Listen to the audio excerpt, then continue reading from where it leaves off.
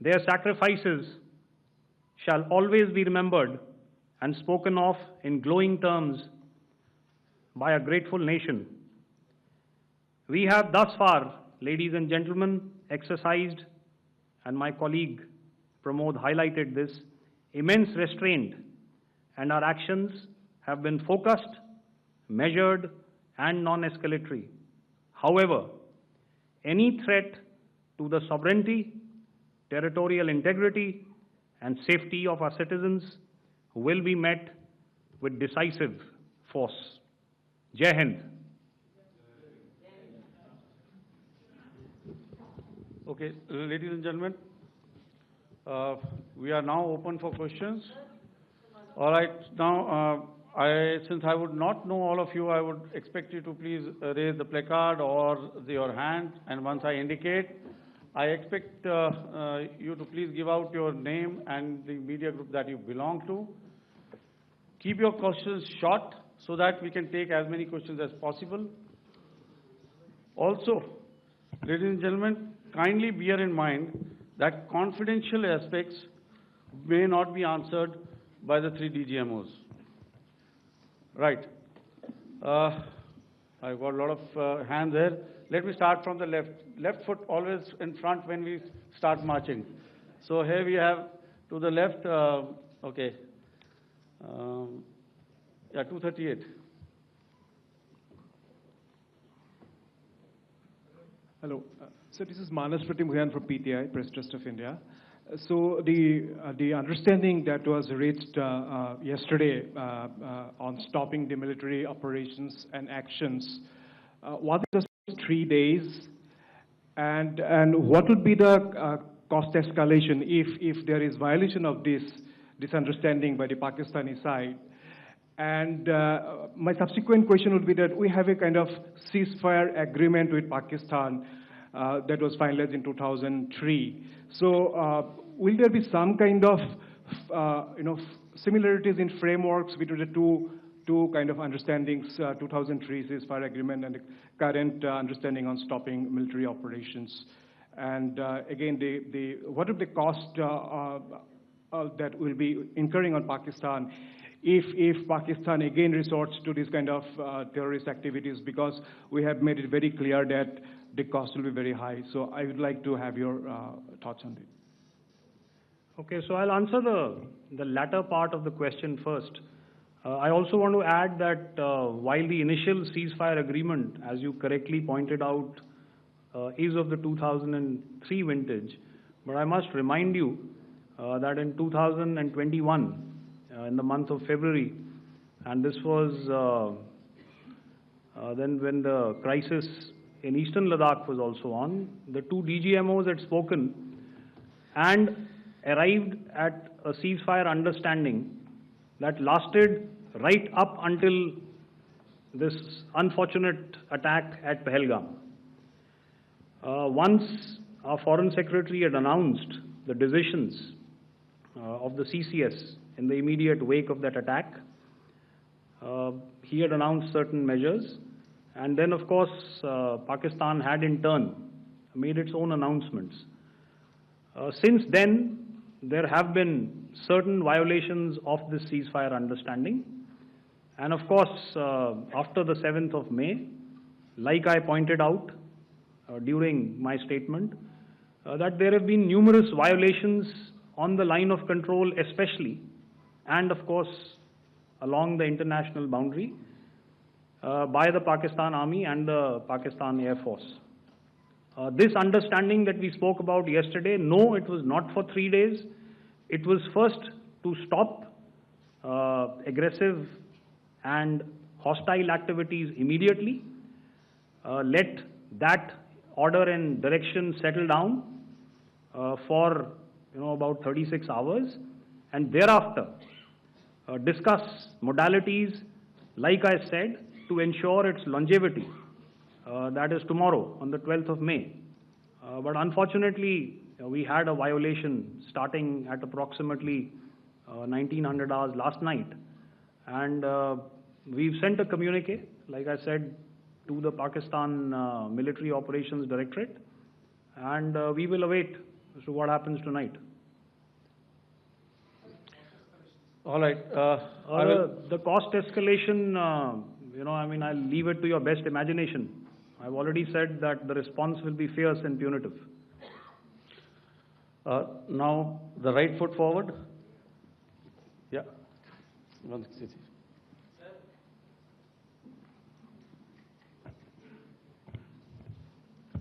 Sir, I am Ajit Dubey from ANI, sir. Sir, my question is that you talked about the loss of lives to the Pakistan army, that was around 35 to 40 kills secured by the Indian army. Sir, can you tell us what would be the total loss of life to the Pakistan army in both army and air force attacks, sir?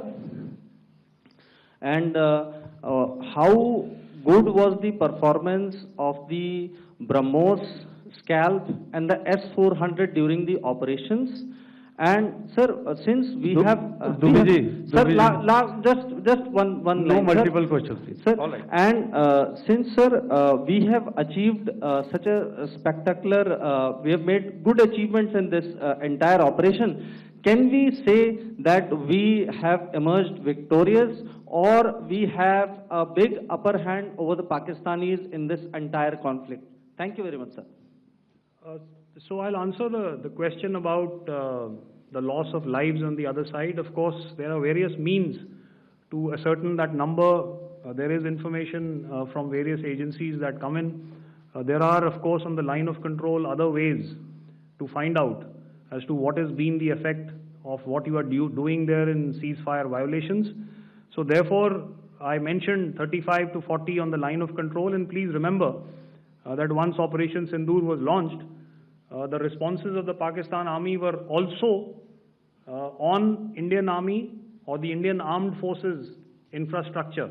Let me put it that way. So that's why I did not cover casualties of the Pakistan Army, at least in the initial phases of battle, because those were not our targets. Our targets were terror-oriented, and of course later, once they launched air intrusions and air operations on our infrastructure, we've used heavier weapons, and of course there would have been casualties, but those are still being assessed. The effects of the weapons that you mentioned, I will request Air Marshal Bharti to apprise all of you about those. Good evening, Mr. Sujit. How are you? Ajit. Okay, we're meeting after some time. I never mentioned about any of the weapons that we used. Check. Okay. What I was saying, that I never mentioned of any of the weapons, the caliber that we used. All right. So we'll leave it at that. Those are matters of operational details which I would not like to go into. But suffice to say that whatever methods and whatever means we have chosen, it had the desired effects on the enemy targets. How many casualties? How many injuries? Well, to start with, our aim was not to inflict casualties, but in case there have been, it is for them to count. Our job is to hit the target, not to count the body bags. And the last part of your question, I wonder if you read out the tweet on ADGPI at midnight once we'd done what we had to in Operation Sindoor. And that's credit to my friend here on the left. Justice has been served, Ajit. That is all that I will say. Ajit, I'll request you to, refrain putting words into his mouth. All right. Yeah, I'll come back to the left. 147. Sorry, 47. No, one more. 47. Did I see it here or? Yeah. Good evening, gentlemen. Sorry, 147, I saw it there. Sorry. Yeah. Since I've already said, 147, start please. Hi, sir. Good evening. This is Shivam Patel from Reuters News Agency. Thank you for giving me the opportunity. My question, sir, is how many military targets did Indian armed forces strike in Pakistan in response to the attacks from Pakistan? How were these targets selected? And how many troop casualties have been there in total on both sides, if you can give details? Thank you. I'm sorry, where are you? I haven't spotted his... He's to the right. Okay. Can you just repeat that for me, please? Sure, sir. So my name is Shivam Patel. I'm from Reuters News Agency. My question is, how many military targets in total did the Indian armed forces strike in Pakistan in response to the attack from Pakistan? How were these targets selected? And how many troop casualties have been there on both sides, if you can? So you're speaking of the targets that I mentioned in the wake of the attack at Pahalgam, right? Yeah, I think it's amply clear to everybody here that the Pakistan army has not crossed the international boundary, neither in the plain sector nor on the line of control. So the intrusions have been in the air. There have been certain attempts on the line of control when ceasefire violations have been on to try and infiltrate and carry out and perpetrate activities that we are all very well familiar with. Whether these are by terrorists or by the Pakistan army or its special forces and commandos is difficult to say, but each of these have been effectively thwarted. So therefore, as far as engagements of military targets on the other side is concerned, I thought Air Marshal Bharti covered those very well and, in detail, and he also mentioned as to how they went about targeting those. I think those images were very clear and very, very graphic in telling us as to what we needed to hit. And you'll remember right at the outset, I said that we even went into what was the construction in each of these locations, and therefore decided on the vector that had to be utilized. Please. Okay, if I could add to what the DGMO has said, I have already detailed the targets. Now, whether it is X numbers or Y numbers that is immaterial. And what damage have we inflicted, you have seen. What are the casualties on the other side? As I said, that is for them to count. As far as we are concerned, from the air defense side, if they had a choice, they would have definitely come in. They are fighters, there are more numbers of UCAVs. It is not that they did not intend to come in. It is only that our robust AD posture prevented them from coming in. So that must be known, and that must be realized by all the audience here.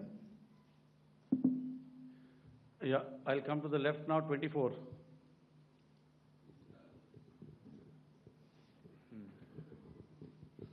Good evening, sir. This is Anvesh Rath from Z. Sir, I wanted to know on the first briefing, which was done by FS and two representatives from Air Force and Army, you showed a list where there was 21 places in that list.